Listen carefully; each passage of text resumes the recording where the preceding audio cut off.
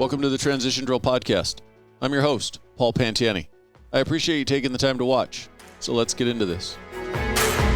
COVID definitely has to have an impact on you in the psychology world and people and their mental health. What are you seeing from it? I mean, just being a part of the crisis management of the psych world, right? Where we're having to possibly give them emergency medications to control behavior, control anxiety, control outbursts.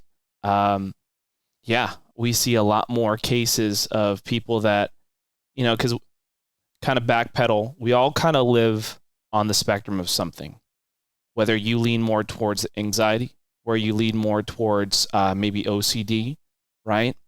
And other spectrums. The only reason why you're not seeking treatment is because maybe it's not affecting you in your daily life. It's when it starts affecting your daily routine, right? Where you can't leave, for example, your house without locking and unlocking your door 30 times, right? And now you're getting to work late, habitually. Then you should probably start looking for treatment options, right? Maybe getting help elsewhere because now it's affecting your work life, right? And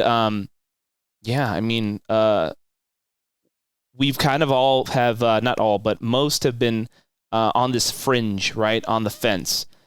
And now when you put something like COVID over the society at large, you start seeing these people that used to have these ways of coping now being taken away, better for worse because of the lockdowns, because of other things, the inability to see somebody in person, access to a lot of different of your services that you used to go to, right? Even just going out and having lunch with a friend. Since those were taken away last year, you saw a lot more people now, seeking treatment, and typically because of emergency reasons, right? Those kind of manifest into something where it turns into something like where I feel like I can't control myself now. I feel like I'm spiraling out of control. I need help. So we saw a huge increase in that. The CDC also released numbers, and I'm just, it's off the cuff. I'm just quoting. I'm not really quoting, but I'm just, it's out there. CDC put it out there. It has increased upwards to like 60-something% of emergency hospitalizations due to anxiety, due to like emergency psychiatric interventions, them seeking help in the ED because there was nowhere else to go. And you see these people just sitting there too because beds are taken up in inpatient psychiatric facilities. So it's just there's this backup of where you need them to be in a proper setting to be properly treated and assessed. So you were saying that all of us live on some spectrum. Mm-hmm. With the limitations put on by COVID, is it then you're seeing people who maybe not have previously been as impacted by their spectrum? It now compounds it because, like you said, you're isolated and removed from everybody. So it almost seems like, does it give them more of the chance to focus on those issues? Absolutely. So I like the way you said it, focused. So some people will take the events from last year leading up to now and in the future as, wow, I need to work on this, right? I've noticed that I need a little bit of help in this area. So of course, if I'm lean more towards the anxious side, and personally, I'm a nervous eater. Like if I'm stressed out, which I think a lot of us are, right? We eat, right? And I've noticed, wow, I gained my COVID-19 pounds, and I think I need to go focus on, go and get out and run, right? That's free. I can go out and run. So that's personally what I've done, right? Focus on my physical health because that's where I need help at.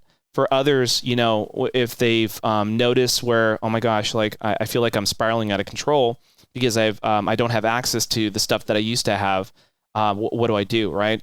Well, really, you just kind of have to try to, take a step back and, reorient yourself like, well, okay, so I don't have access to this, but how can I modify it so where I can focus on myself, still move forward in a positive direction, but not feel like I'm out of control, right? The great thing about nowadays is that we can still keep in touch with each other, via the internet, via phone call, right? But really just picking up that phone and just talking to somebody that could help you with that, right? We definitely have reached a point where you could have used that to better yourself or used it to kind of like focus internally and maybe just continue to spiral out of control. I want us to kind of get to that point where, listen, I still have control.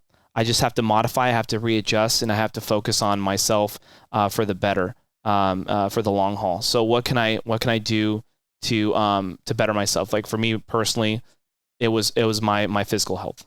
Is it hard to give somebody back that feeling of control to get them to a point where they feel like they're not losing more control?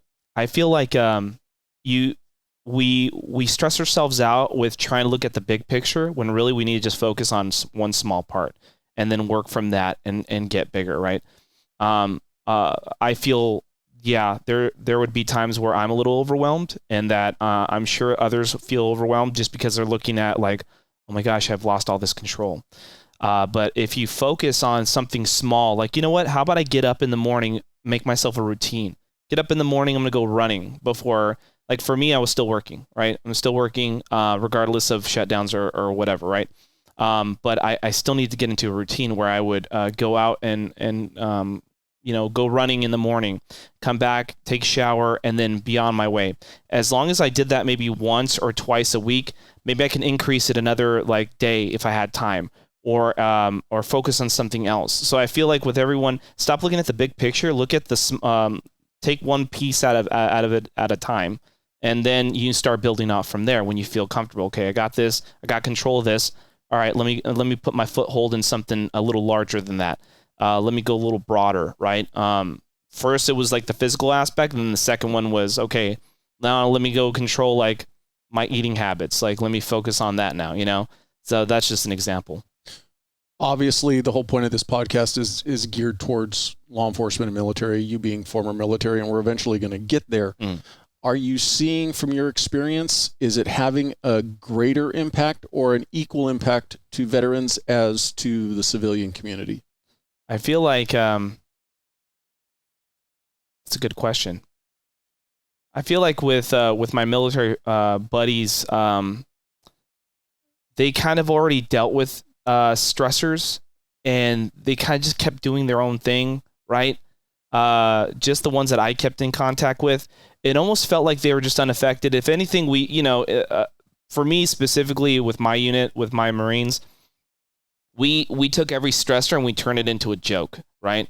And I'm sure that's the same thing with law enforcement, right? We just try to we compartmentalize and we kind of move on, and we use humor as like a bulletproof vest, right? To kind of keep pushing forward.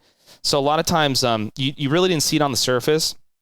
I'm sure it affected them in some way, right? Whether they were ill, whether their family members were ill, whether they're just fed up with, having certain restrictions, right? I feel like they probably dealt with it better than those that may have never been in a situation where, they where they were in service of others, or maybe they're never taught coping skills. Or maybe they didn't realize they even had coping skills to begin with, and they could have just refocused on those first before trying to figure out something else. The one thing I've learned in doing some of these interviews is, for those people that are in those stressor positions, first responders, military, yes, you do need to find a way to cope with it at the moment. Right.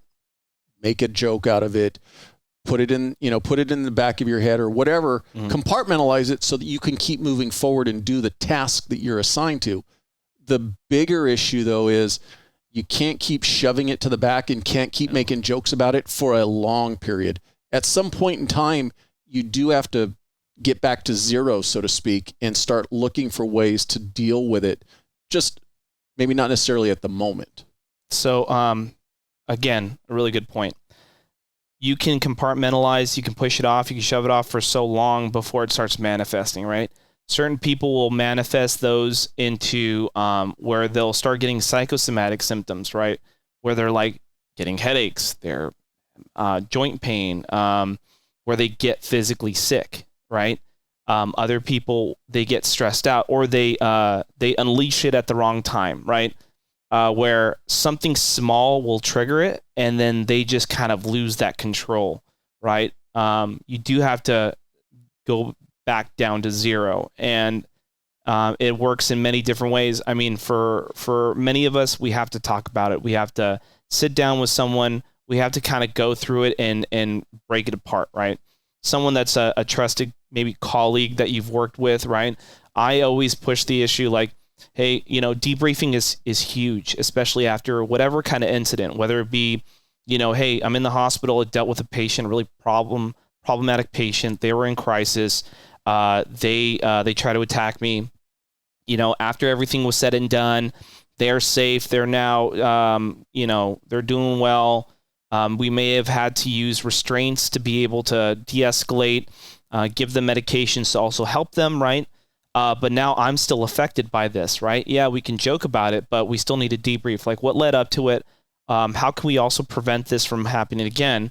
And debriefing is such a huge part to that right up front when it happens, because then you're also able to kind of talk about it.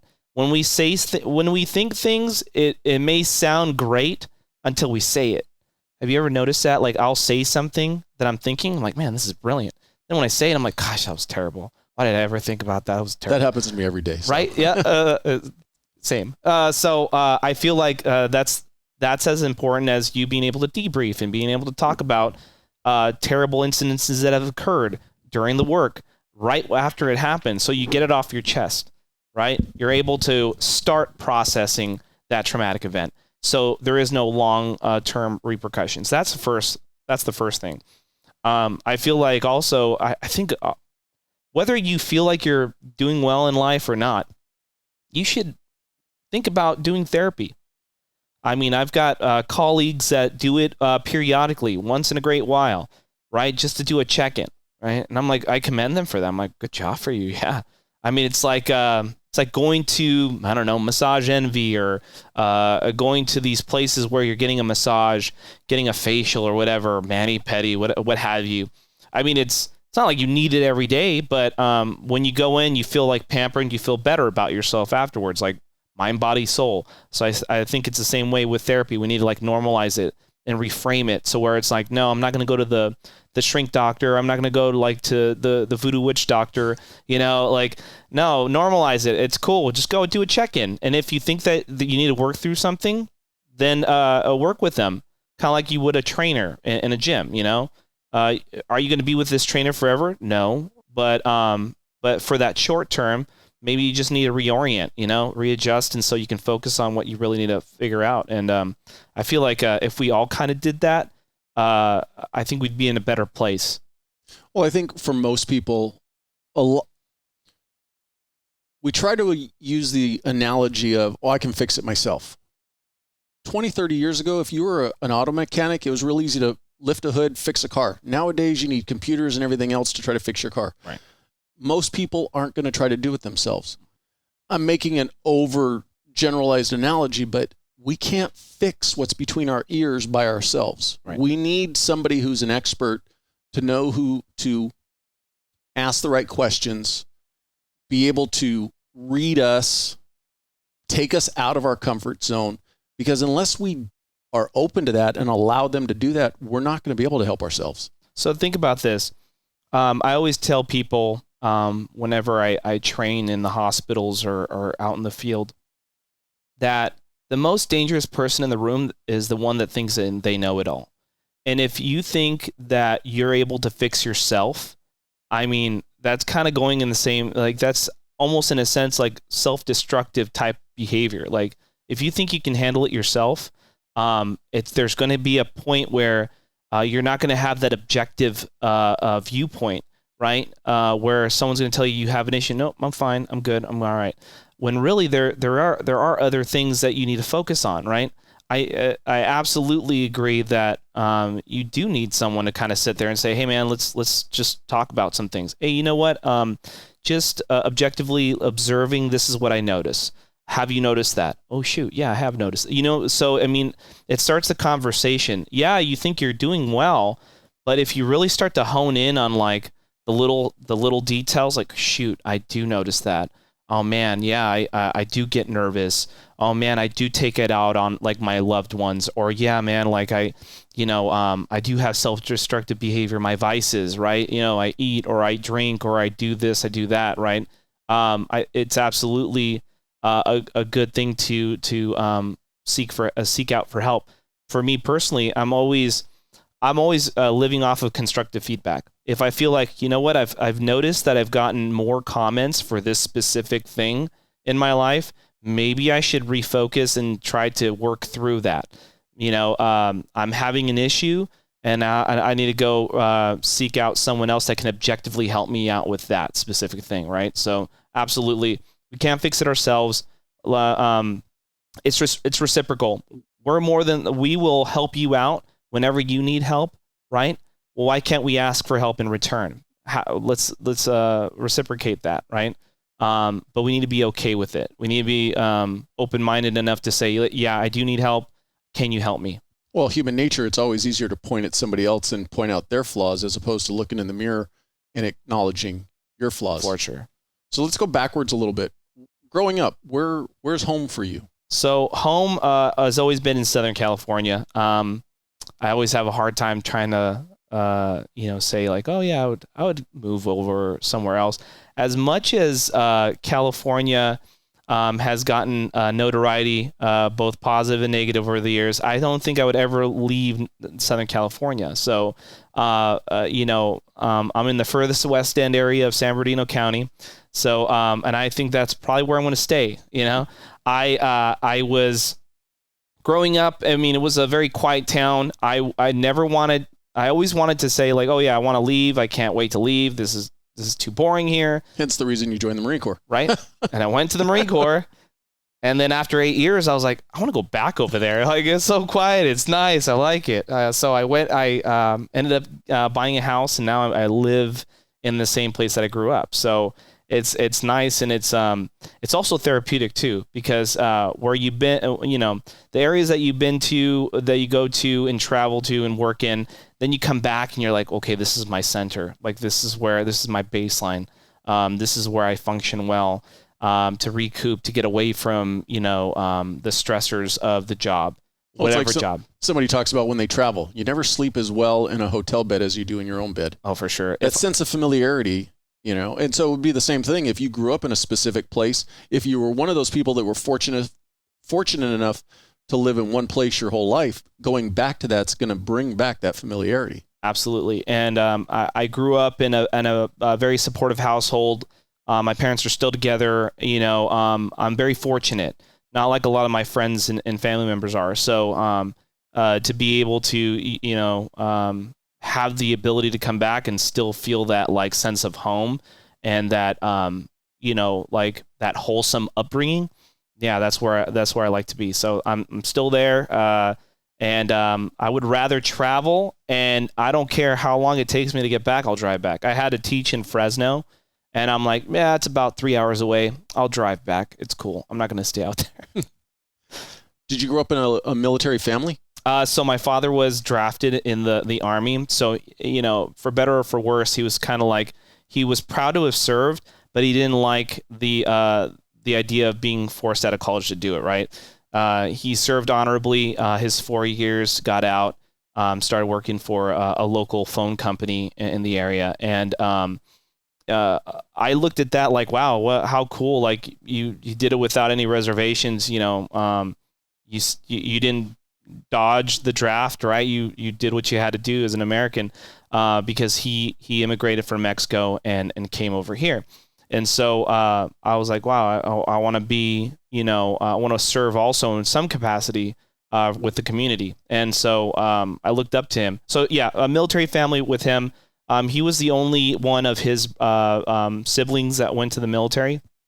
And then honestly, I didn't have anyone really else that was served in the military in any kind of capacity. I have family in law enforcement, looked up to them too.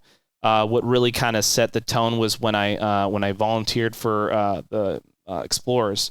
I was an Explorer cadet, or not cadet, I'm sorry, an Explorer scout for San Bernardino County Sheriff's Department, and that was, what an honor to be with a department like that, serving on a volunteer basis, and just being able to have access to all these mentors, right, that are still mentors to me today. Was this while you were in high school? This is when I was in high school. So while you were in high school, were you leaning towards law enforcement, or were you already leaning towards the military? I was kind of split, because I really wanted to do law enforcement because all my mentors were law enforcement. But then I realized, well, I have to be at least 21, probably get some college. A lot of my mentors were previous military also. One in particular, his name is Martin Landetta. He actually unfortunately passed away in 2012, right when I was getting out of the Marine Corps. It was on his way up to Baker to Vegas. He was in the car with his wife and one of my other friends, a deputy. And it was really late at night on the 40. And a big rig had jackknifed, and he didn't see it until it was too late. So he swerved to take the impact on his side, and so it can avoid his wife and my friend in the back. And unfortunately, he died from that. So I always kind of carry him around, saying like, "Wow, I wish he would have been around, like, to kind of guide me through that aspect." Right. I think right then and there I realized maybe law enforcement wasn't what I really was chosen to do, but rather more so, do more like therapy, more in the psych realm. So you were already thinking about the world of medical even before you went in the Marine Corps? I did, but it was very minimal. So first it was Marine Corps. I wanted to go Marine Corps at least 4 years, go to take my test with San Bernardino County Sheriff's, which I actually did test in 2008, because I got in after I graduated. I was class of 2004. I enlisted, went to boot camp in August 9th of 2004. Now, what was the reasoning for choosing the Marine Corps over the other branches? Because a lot of my mentors, they had previous law enforcement, and kind of looked well that, hey, look good on them that they serve their country, now they come back, they're of age. They had previous military, right? Gotcha. They were of age this time, right? Because remember, I'm an Explorer Scout. Even when I enlisted in the Marine Corps, I was still like 17, 18. So I'm like, well, I have to be at least 21 before I join law enforcement, right? So there's still some time that I have to kill, in a sense. So I just decided, let me go to the Marine Corps for 4 years, and then I'll go and work the county. So so I did that, and then and I did test out for San Bernardino. It was in 2008. While you were still active duty? When I was still active duty. I may have showed up with my service Charlies to the testing. Some people are kind of looking at me like, this guy, asshole. So I tested, and I passed the testing, and they wanted to do my backgrounds. But then I thought, well, I kind of like the Marine Corps. How much time did you have left on your initial enlistment at this point in time? So they're 4-year enlistments unless there's something special. Like, I was an infantryman, so there wasn't anything special about that. What I'm getting at is, were you coming close to the end of your first enlistment at the time? Was. Oh, okay. Yeah, sorry about that. Yeah, so I got in 2004, and this was 2008, so I was almost on my way out of my first enlistment. And so that's why I was like, all right, I'm going to transition properly 6 months out, right? I'm going to start looking at stuff. So I tested out, and I passed that. They wanted to onboard, or they wanted to do my backgrounds. But then I realized, shoot, I'm having a great time in the Marine Corps, right? I kind of want to stay for another 4 years, see what it has to offer. Because once I leave, I'm gone. I'm not going to come back, right? Which you can, but it's just it's a lot of red tape you have to get through to go back, right? If you have broken time, they call it. You're talking about once you leave the military. Yes. And so good thing I did that, because when I when I did decide, okay, I'm going to hold this. I'm going to hold off on this for now. I'm going to re-enlist in the Marine Corps. It was 2008. I had just gotten back from my second deployment to Iraq, and there was talks of us going to Afghanistan, right? And that was going to be the first time that Marines have been deployed to Afghanistan since the push, since shortly after 9/11, right? So I was game for it, right? And then that's when the economic downturn happened in 2008. So that academy class was put on hold. So a lot of those candidates were like, well, I'm not going to stick around. Like, I need to go work. So either they left, or I don't know if any of them ended up continuing on. I didn't really follow them after that, but I was kind of like, wow, I dodged that bullet. It's almost kind of like a blessing in disguise that you ended up staying in. Yes. I was I really lucked out, because as much as I struggled when I left finally after 8 years, I think it would have been way worse in 2008. Struggled with, like, mental health wise, like just the separation from it? That, but not as much, but more financial. Oh. I think, there was the mental health aspect of it, but it was more financial. Like, benefits didn't kick in for school until like 6 months afterwards. No one really showed me the ropes as to like all what of a sudden to do. You had to pay rent. Oh, wow. Like, what are you talking about? You guys are cutting off my funding or whatever, like, oh, now I got to max out my credit cards to pay my rent. Oh man, now I got to go find a little job here. Things like that. It was very interesting, a time frame. And I even today, if I hear of anyone that's going to be leaving the military, I'm like, talk to me first before you leave, because there are some things that I wish I would have known and wish I would have done. So I'm not saving the government money. And so this can help you in your transition. When you decided to do your second enlistment, was there any point you were thinking maybe do an entire 20, doing a career out of it? For sure. Oh yeah. I was, there was a time where I'm like, I'm just going to be here. I'm going to be here until they kick me out.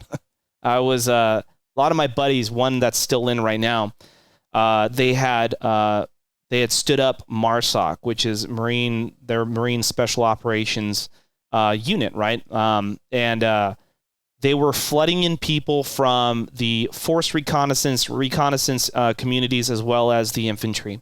And then they were also opening it up to non-combat MOSs, is to see if they wanted to test out, see if they were able to get in. And there was this loophole where if you were infantry, if you had to do some type of indoctrination, you would avoid the pipeline, they call it, which is like, I think it's almost like a year's worth of training and vetting, pretty much, for you to be placed in one of these battalions, right? MSOB battalions. I could have done that, and then I was like, that's when I was conflicted. Like, I can leave. I can go to do college. I can go do therapy or be a therapist. I can go do this and that. And I ended up leaving to pursue school. But so yes, there was a point in time where I was like, I could totally do this. I can do this for 20 years. This is great. But I mean, family stuff kind of held me back. The thought of relationships not also going through fruition, because you're like, well, if I end up sticking to this, I may lose out on all these opportunities. So it was really like a crossroads where I just had to make a decision. And for me, I don't do anything, halfway in, halfway out. It's like, it's all or nothing. So if I'm that way, I'm going to be indecisive about everything. So it's like either I fully leave or I stay. And so I just ultimately decided to leave. Now, when did you start thinking about, because you mentioned having an interest in the medical field and in the psychology field before you ever went into the Marine Corps. Right. When did you make the decision, or what was the transition choice or factor that made you go that route from being in the infantry? So in the infantry, we don't have medics in the infantry. We have corpsmen that are attached to the infantry units in the Marine Corps, right? So they're Navy corpsmen that are attached to us. They're the ones that provide, they're medics. They're the ones that provide our medical support. But, you have to at least be cross-trained to know, like, if my doc is working on another guy and I've got multiple casualties, I have to know a little bit of something to go and work on the other guys. All Marines are required to know this. All Marines are now required to know this. Before, they were it was more volunteer when I was in. They would ask you, hey, you want to go to this combat lifesavers course, right? And, but now it's standard across the board. Everyone's got to have a tourniquet. Everyone's got to have some knowledge, some medical knowledge to be able to support each other. Because we pushed buddy aid, self-aid, buddy aid. I'm going to, I have my own little medical kit that I'm going to be able to apply to myself if I'm injured, but I also need to be able to make to my buddy if he's also injured and be able to focus on him and stabilize him before they get medevaced out. So there was definitely an interest, and I really liked that science part to it. I was like, man, this is great. And so I was thinking about that all throughout my two enlistments. My first enlistment was doing nothing but straight shots to Iraq and Afghanistan. No, I was never on a ship. I was based out of 29 Palms. So during that time, it was all Pendleton units were focused on, getting out on the ship, heading out on, their floats, they call it. For us in 29 Palms, the land that God forgot, they would take us, straight over. If we're going to Iraq, we're going to hit up March Air Force Base and go straight over there. No hanging out at no ports. We're going straight over there. And so, that we did that, and it was during that time where I really just had a greater respect for the medical knowledge, medical community. Just as a little side note, though, growing up in Southern California, 29 Palms is not seeing the world. No, it's not at all. Nah. And so it's kind of weird too, because you're leaving one desert to go to another desert just to come back to the desert. But it's weird because as much as I absolutely hated that ride, they get you on this rickety bus, government issued bus from a School of Infantry in Camp Pendleton, right? So you do your 3 months of boot camp, then you go to do your 2 months of infantry training in Pendleton, and then they tell you, okay, you're going to go to these units, right? And I'm like, please let me stay in Pendleton because people are happy here. Nope, you're going to 29 Palms, so that lonely drive up the 62 freeway to get up to Yucca Valley, right? You're just like, my goodness, this is so depressing out here. Why would you want to leave the beach? God. I mean, Camp Pendleton can't be fun. Oh, my gosh. Terrible place, right? And it's funny because full circle, after I served my 4 years up in 29 Palms, I had gotten back from Afghanistan. I took orders to go down to Pendleton to be an instructor down in division schools. It's the 1st Marine Division schools. So I went down there, and I just noticed right off the bat when I was doing my in-processing, people were just nicer. Happy. They're just like, hey, how are you doing, Sergeant Robles? I'm like, hey, hi. Wow, you guys are friendly. You guys got smiles. Cool. Because over there, I mean, people they just hated life. So, and it was just an understanding. Like, I'm going to give you lip. You're going to give it back to me, whatever. I mean, it wasn't lip. It was like sternness. But you could tell people just didn't like it up there. Well, and for nobody who's been to even just around 29 Palms, let alone stationed there for any length of time, it is kind of the other side of the moon. Oh, man. So the story is about 29 Palms, which I love history. But I guess back in like World War II, pre-World War II era, General Patton opened up that base. It was originally it was an Army base, and it was specific for tank warfare, right? To go out there, maneuver the tanks. But apparently, the rumor goes, the Army was like, no, this is not sustainable out here. This is a terrible place to live. We're giving it to the Marine Corps, right? When you have to do airdrops for your people, yeah, you're kind of remote. Pretty much, yeah. It's it's just super. Even now, it's really desolate. I mean, just barely within the last 10 years have they been actually making an effort to make it a nicer place. But it's still pretty desolate out there. And you got Amboy That's right next to it. Have you ever driven in through? Wow. Yeah. Have you ever Everybody's only driven through Amboy. Nobody ever actually stops. You don't want to stop. Never stop. And never go to the shoe tree because it's just scary. With Amboy, if you've ever seen The Hills Have Eyes, that's pretty much what it is. Like, you see the diner. Yeah. And there's a creepy diner out there. I'm sure a lot of your listeners, and they're going to want to go through there. But we would take Amboy to go through to Vegas because that was like the back way. The back way, yeah. Until you lost service for like 30 minutes. But yeah, no creepy. Or get abducted by an alien out there. But yeah. So 8 years in, yeah, you're getting ready. I'm done. I'm out. Mm-hmm. But you want to go towards the medical field. Right. What steps did you start making for that planning process? So I didn't make any steps, really. I mean, on my way out, it was really legitimately the last month of my contract. I was like, because I was having conversations with the sergeant major of Headquarters Battalion, 1st Marine Division, which was a personal friend of my sergeant major from 2nd Battalion, 7th Marines, my unit that I had served in Iraq and Afghanistan, right? And he sat me down. He's like, all right, Robles, what's the plan? What do you want to do? Do you want to go do being a drill instructor down in Pendleton? You got to do a B-billet, which is like a secondary job that you kind of step out of your comfort zone to do, whether it be Marine security guard at embassies across the world, whether that be a drill instructor making Marines down in Pendleton, or, where your buddy went to, the other place.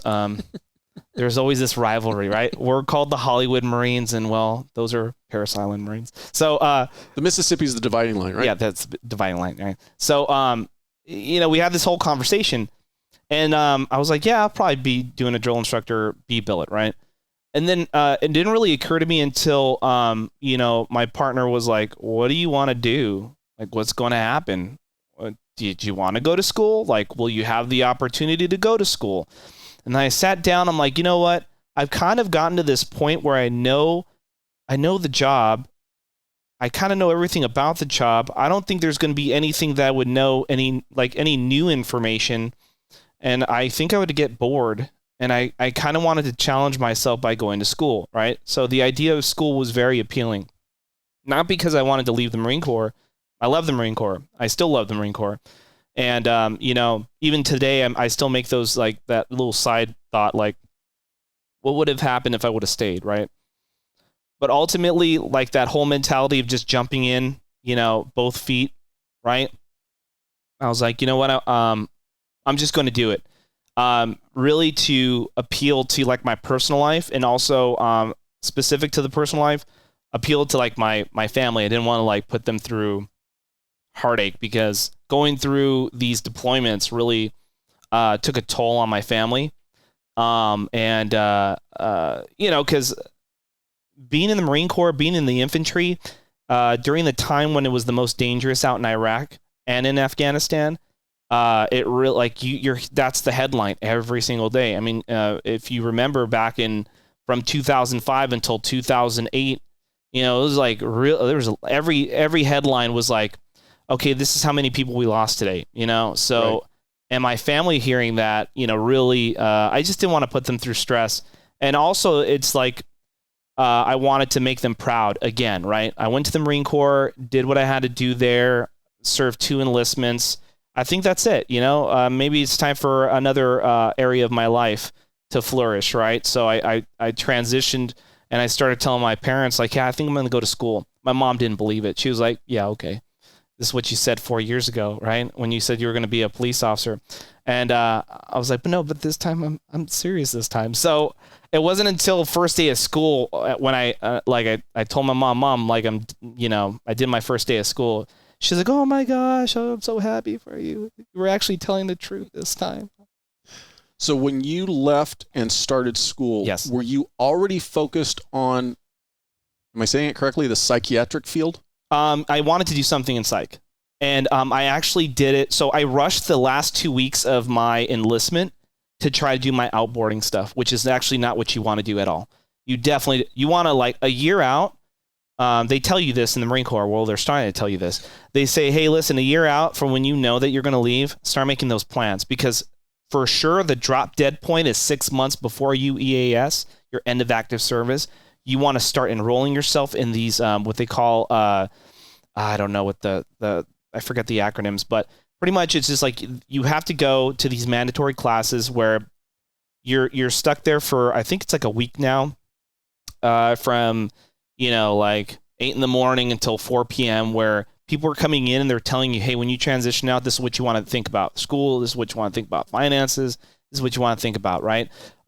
This is represented from the VA. This is if you have issues like medical issues, you want to clear these first before you leave, and so you can have your stuff set up with the VA, so you have your medical benefits and stuff.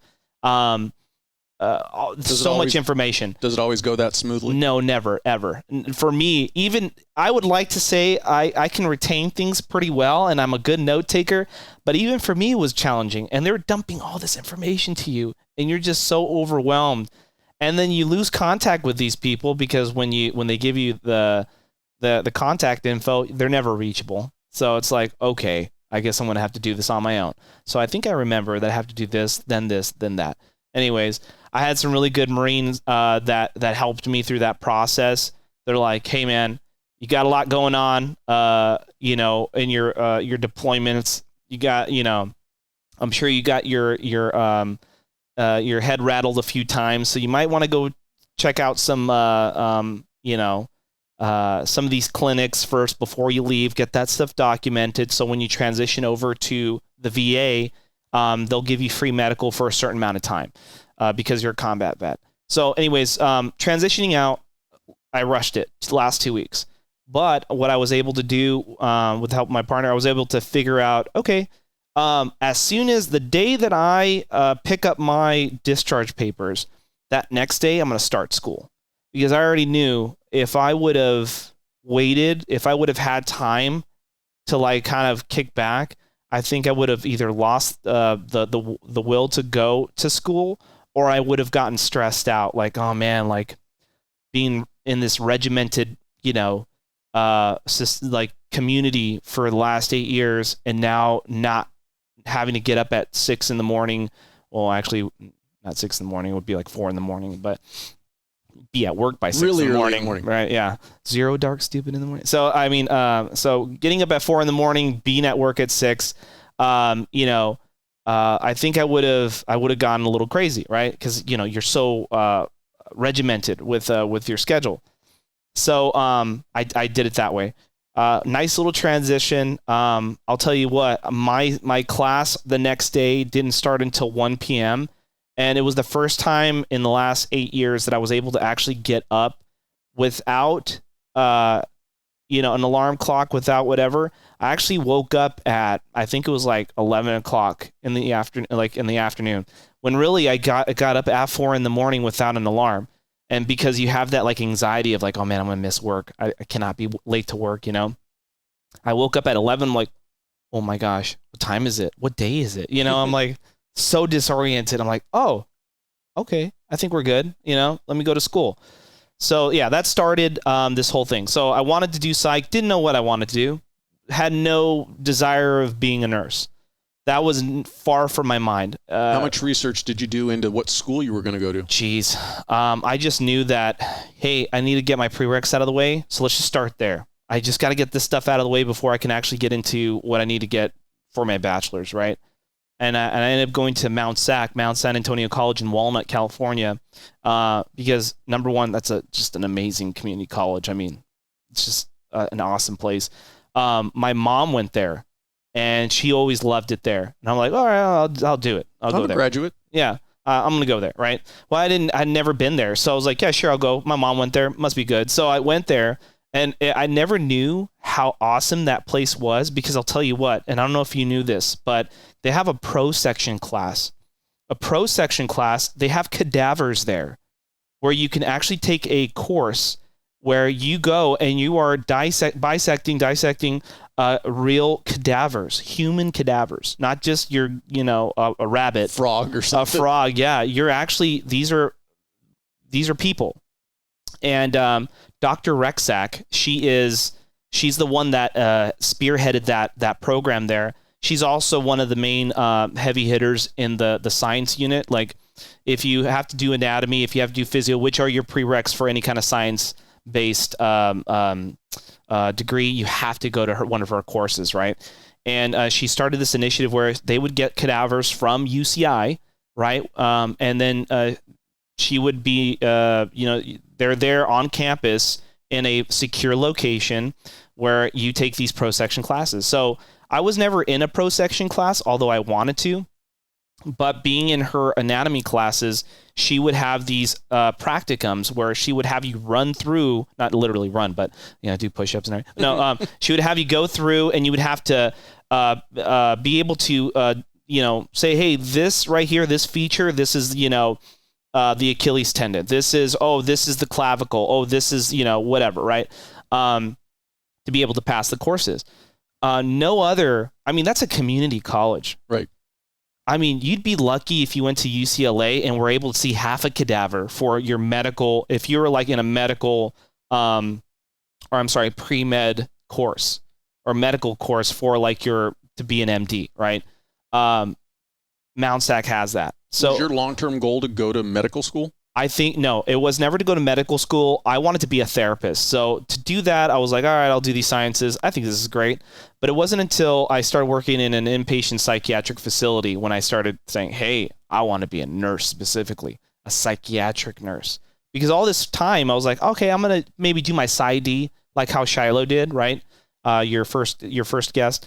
So Shiloh, she has her PsyD, and I was planning on doing that. Right, to be a therapist, clinical therapist, and then or clinical psychologist. So but it wasn't until I was actually working in the psychiatric field when I actually wanted to be a psychiatric nurse.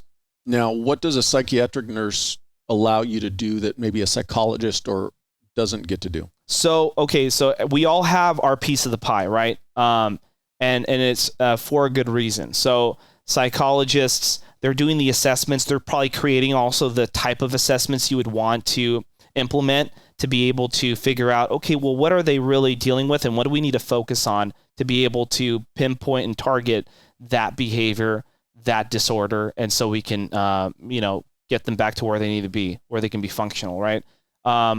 Psychologists do a lot of things, right?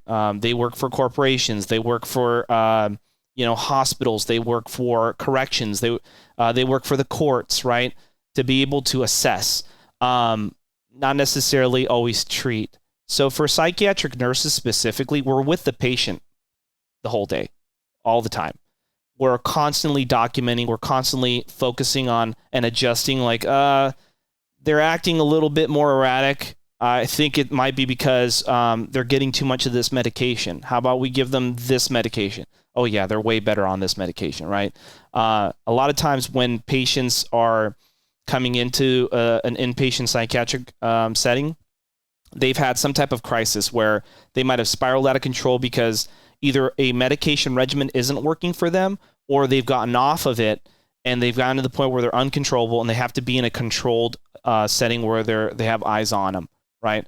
So then we'll get them back on a schedule of medications that work for them, and so they can be discharged, and so they can get back to living their life the way they need to. Now, is it a undergrad required to be at this level, or can somebody do it with a 2-year degree? Someone can definitely do it with a 2-year degree. There are associate level nurses, registered nurses. Now that everyone's kind of moving towards magnet status, which is more of a prestigious, like, hey, we have premier healthcare here at this hospital, right? You're starting to see a lot more less jobs for the associate level nurse. There's still many out there, but they're starting to go more towards, hey, let's get them into like a baccalaureate type of setting where they have their bachelors, they're registered nurses, and so we can, so it looks better on the hospital, right? But there's definitely a lot more. There's definitely a lot of jobs out there for associate level nurses. Mount SAC has an amazing nursing school there. Their program there is really good. I mean, their nurses that they put out in Mount SAC they're phenomenal. And I would have gone there if I would have had the grades, but I didn't. And at that time, it's like either or have a 4.0 GPA, or you just wait the 2 years, I think it was at the time, for the time to be able to get in there, right? Because I think after a certain while, you gain like a certain level of seniority to be able to at least try to get in there and so get there's a a waiting list to get into that program for sure. Now I think it's a point-based system, like depending on like your GPA, depending on many other factors, right?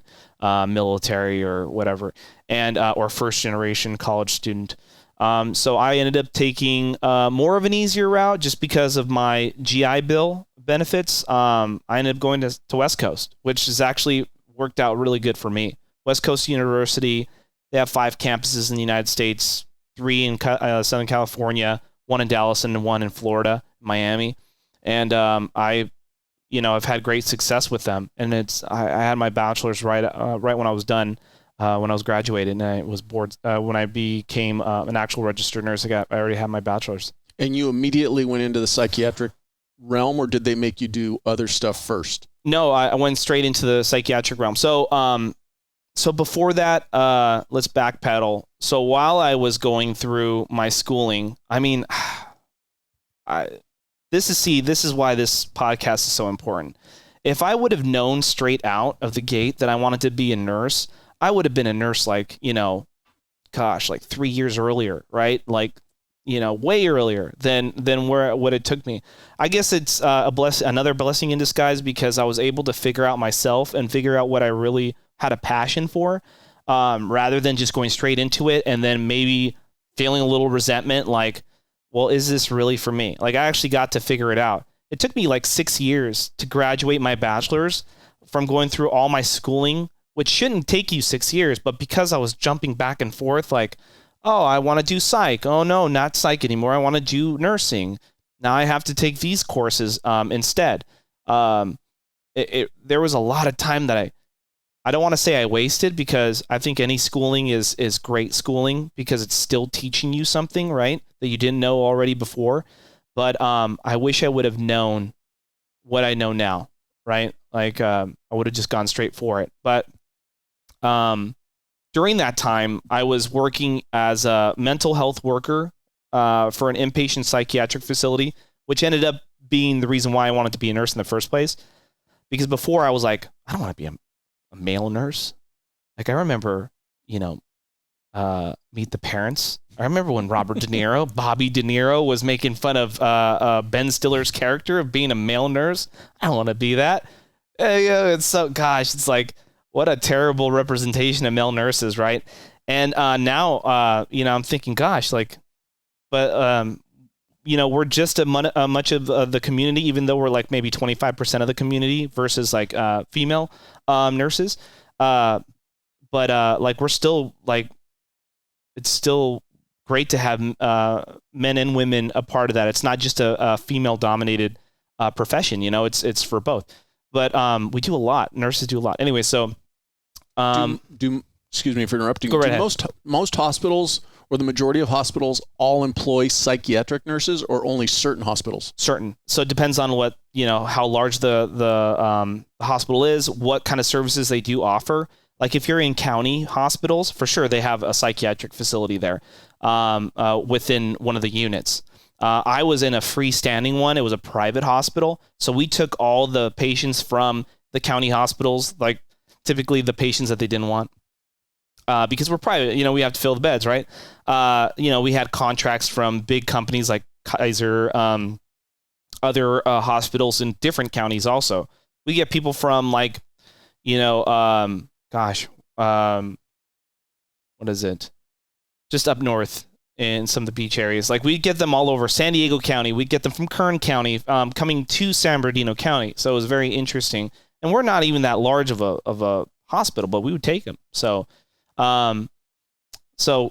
with the nursing aspect, I decided, okay, well, I wanted to be a nurse, but then now that I'm in this inpatient community setting for the community, I want to see how it is if I'm out in the field.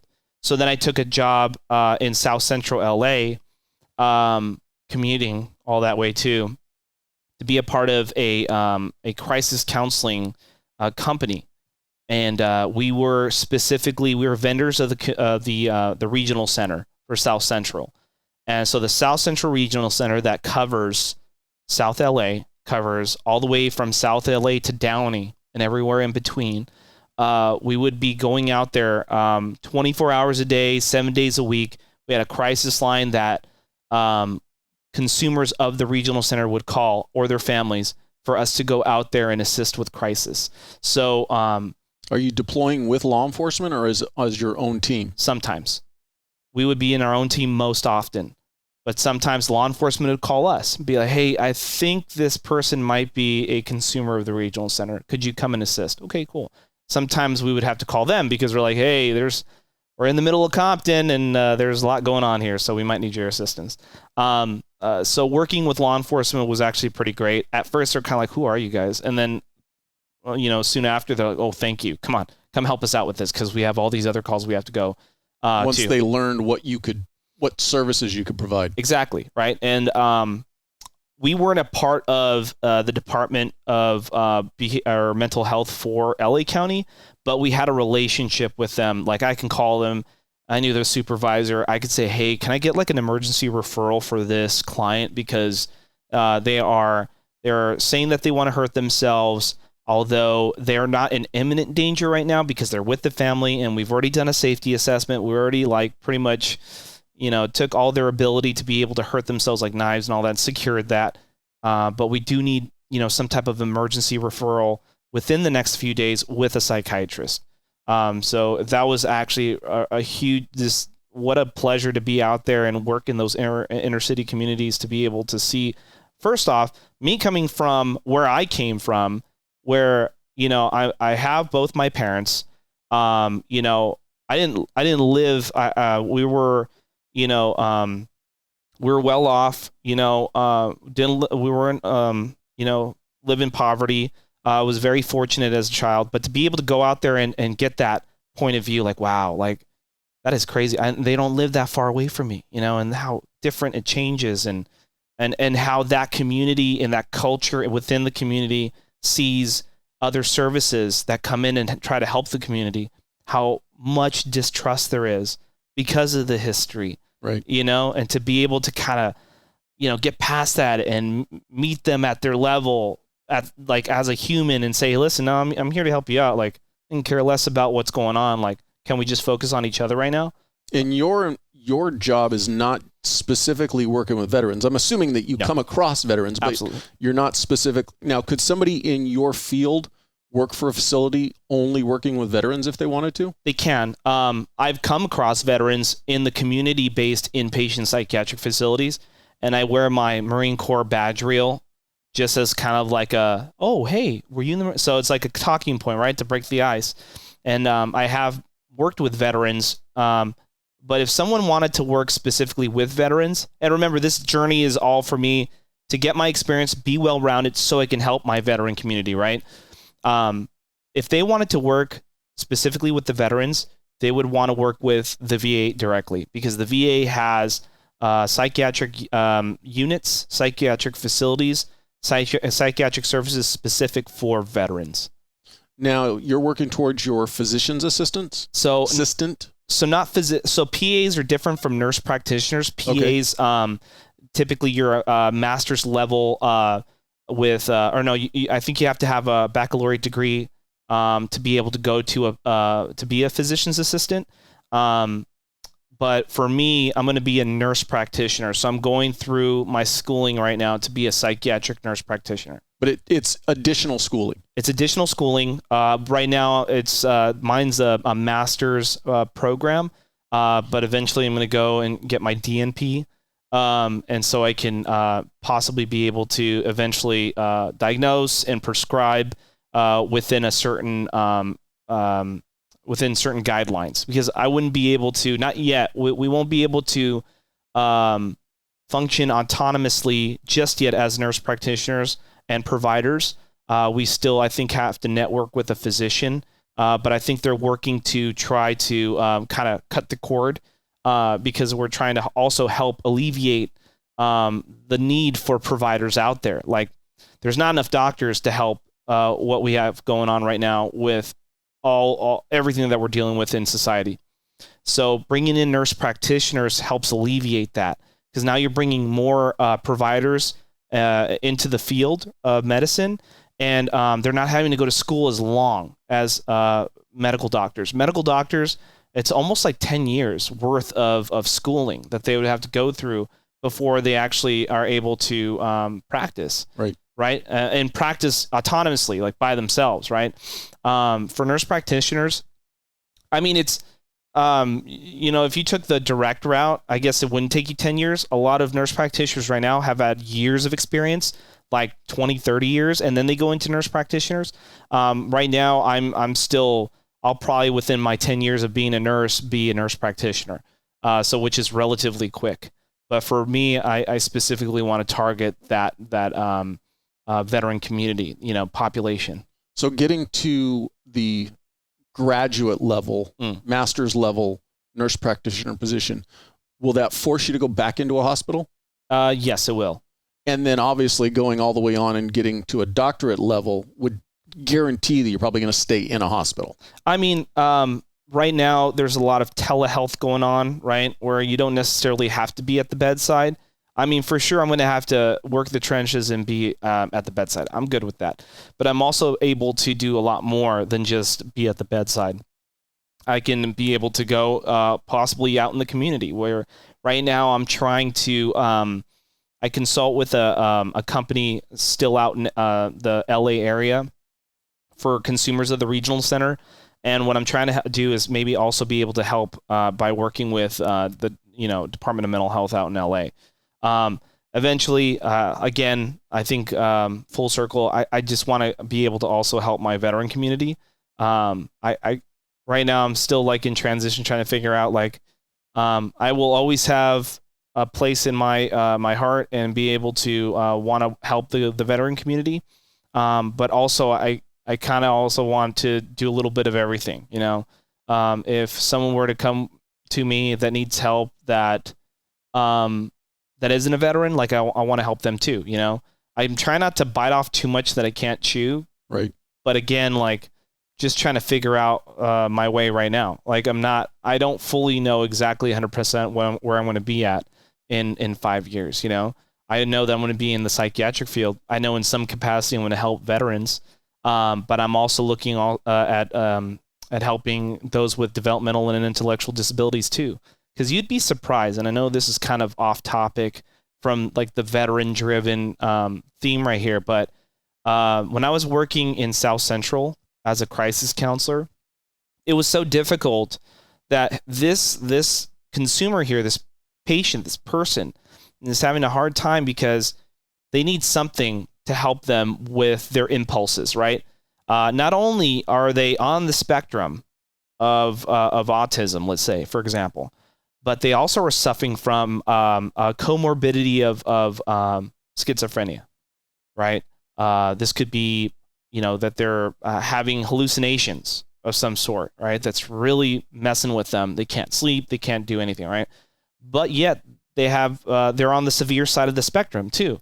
So there's a reluctance in the community, the psychiatric community, for psychiatrists to work with that population because they're just so difficult to work with. How do I know that this medication's actually working with them and this isn't just the part of their spectrum disorder? I don't know. So a lot of them just kind of not maybe deal with the liability of that. They just are reluctant to work with that population. But for me, I'm well, they need help.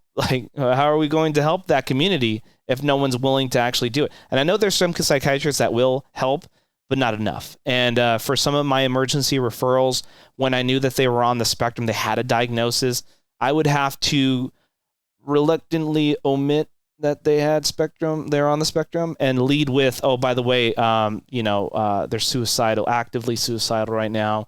They do have a plan. They do have the means. This is emergent that we need. This is imminent. We need a referral. Kind of checking the priority box. Absolutely. And, is that ethical? Yeah. I mean, for the greater good, they absolutely need the help. So I'm most definitely not going to tell them and lead with, oh, by the way, they're on the spectrum too, because you would hear them on the other line. I've messed up that way where I've led with that and they're like, oh, and I'm like, dang, I should have not led with that, because now they've got that in their head. Right. You mentioned something and it made me think about it. I know right now it's real popular. It's becoming more well-known, the whole, for no better term, mobile therapy, where you can basically speak to a therapist over your FaceTime over your phone. What's your opinions on that? Are those good services? So telehealth, that's, I think they're good services. I mean, there's a lot out there. I don't necessarily know all of them, but the ones that I know, I think they're great, because you have at your fingertips someone that you can talk to right then and there, theoretically, right? Unless you're going to talk to one specific therapist. But I think they're great because it puts you in touch, especially if you're in a rural community, right? Hey, I'm out in middle of nowhere. Yeah, I'm out in the boonies, man. I can't drive down there. Oh, and I have other health issues. Oh, and my car broke down. How am I going to get to my therapy appointments, right? So telehealth does help that population, right? I think it's great. Now, I don't know all of them. I don't know if there's any bad ones, but I think the idea of telehealth is amazing because it just puts you in touch with someone, with a provider, right away.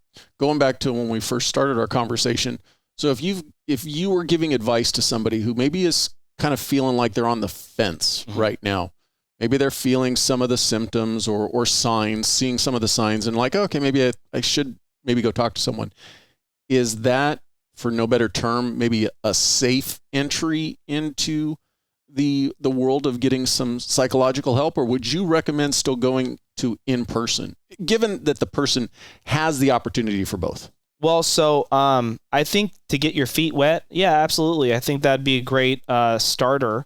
I feel like, and it's like if you're going to find a trainer to help you train to, better your health, right? I want to get stronger. I want to lose weight. I want to be a part of a physique contest, whatever. You have to click with your trainer, right? Because there's some trainers that you might not click with. You're like, oh man, you're too cocky, too arrogant. No. You make me feel weird. No. It's the same thing with your clinicians, right? If you go in and you talk to a clinician and you don't click with, maybe you took the time to drive to them and you're just like, no, see, I knew this was a bad idea. At least with telehealth, you can check in with them. You don't have to waste gas. You don't have to waste money necessarily to go and see them, or the logistics that it takes to be able to go and see somebody. You can just check in with them online and say, you know what? No, it doesn't work, right? I think for that, it does. It's absolutely great to be able to just use telehealth, right? Ultimately, I think it'd be a great idea to be in person, because there is more to therapy than just turning on a screen. I think we've all been desensitized when we see things through a screen, right? I mean, that's with everything, whether that be talking to someone about your issues, whether that be watching a violent movie or whatever, right?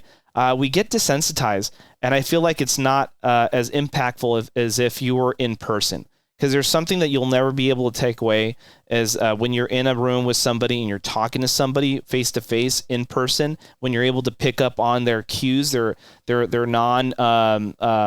non-verbal cues, right? That's exactly what I was thinking. Right. So I think at first, yeah, for sure. Once you click with someone, go make the effort, go meet with them, go sit down. Maybe that can be a ritual where you leave, you go there, you sit down with them, you're out of your comfort zone, right? Which is another aspect of mental health that you want to kind of get out of too.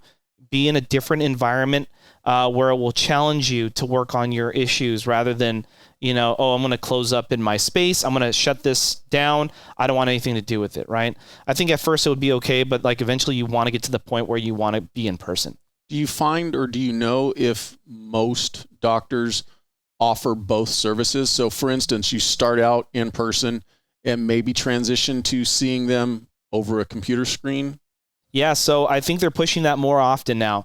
Not all places do that, but most places, I know that dealing with like my mother's healthcare stuff right now, a lot of them are now using that platform where they're on a secure channel through their application, right? And they're talking to you from their office, and they're now on my mother's phone, in her house.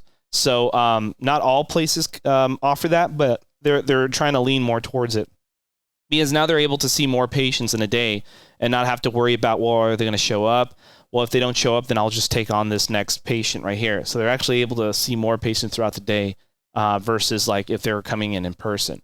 But ultimately, if the person's not truly vested in it, if they're not really looking to get help, going the telehealth route is only probably going to, and maybe I'm overgeneralizing, if you're not vested in it, it's easy to not be in it to the point where the doctor can truly help you. Right. It really puts the onus more on you to be open and truly honest with what you're feeling, because the doctor doesn't have the ability to read a lot of the nonverbal cues. Well, so I think the initial assessment would be like, oh no, you need to see me in person, right? I think that's a great tool to be able to quickly go and connect to the person, and then, but it's up to the provider, or it's up to whoever is, conducting that telehealth session to say, hey, I think that it's a great idea for you to come and see me in person, right? If they're not doing that, if they're not pushing the issue, if they're not making it to where it's like important that you see each other in person, then that person, that patient might say, well, okay, I'm not really vested in this. I'm just going to disconnect. I don't really need this. It's fine. It's really up to that provider to be saying, hey, no, I really think that you should come in and see me. Because, sometimes you might deal with someone that isn't severe. They just need a quick check-in. Now you've essentially checked that box. You've connected with them. You're offering really good, heartfelt interventions, right? Moving forward. But then if you connect with someone that's more on the severe side, wow, okay, well, you know what? I think you really should be coming in to see me in person. So I think as a tool, it's a great way to quickly connect with the patient. Yeah, but I mean, it's just as much on the provider than it is on the patient too, to kind of really talk them into saying, hey, I think you really should come in and see me. So in wrapping up, anything, last bit of advice that you would give to veterans or anybody who's kind of maybe on the fence or not really sure if they need help, what you would suggest? Yeah, I speaking from experience, from working with my my community, working just on myself, for sure have a plan. I mean, I tell all my friends, or all I even tell people that I don't even know, just let me know, talk to me, ask me questions. I want to be able to help you and I guide you. Okay. So I open that up to anyone that really wants to reach out to you to get in touch with me. I'll help with whatever, because transitioning out of the Marine Corps was very stressful. Not because of the mental health aspect, but the financial aspect, which still went hand in hand with the mental health aspect of it. So have a plan. Know that if you are not sure, start figuring out what you want to do. Don't just leave thinking, oh, I hate the military. I don't want to be here. I just want to be. Anything is better than being in the military. Don't have that mindset, because you will quickly find out that when you leave the military, where it was very stable, though you might not like your coworkers and your supervisors, which that's, sorry to break it to you, but that's in every aspect of, wherever you work.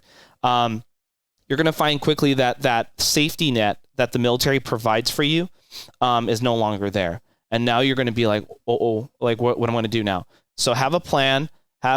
Whether you have to go back to your family's house, your parents' house, that's fine, but just have a plan.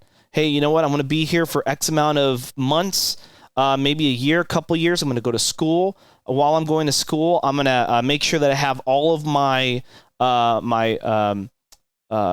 my stuff set up as far as benefits go, right? Because it took about 6 months for the VA to start paying my schooling, and also help me, because there's also an aspect of paying a stipend for the GI Bill to help me with rent and food and books and all that stuff.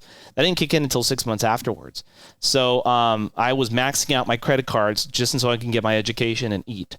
And though my family was there, you know, a lot of it was like, yeah, but I'm a grown adult. Like, I went to 3 deployments, twice to Iraq and once to Afghanistan. Like, I should have my stuff together right now, right? Feeling like a burden doesn't help with your mental health. Absolutely not, right? So even though you know it's temporary, it still doesn't help as much, right? Because you're still in your head about it.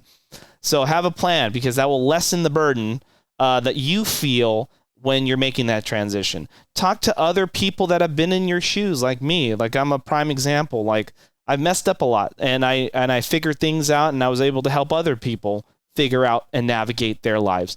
Once you go to school, yeah, you don't have to get things. You don't have to have things like totally planned out where, oh, I'm going to do this, and then I'm going to be a lawyer, and then I'm going to start doing this.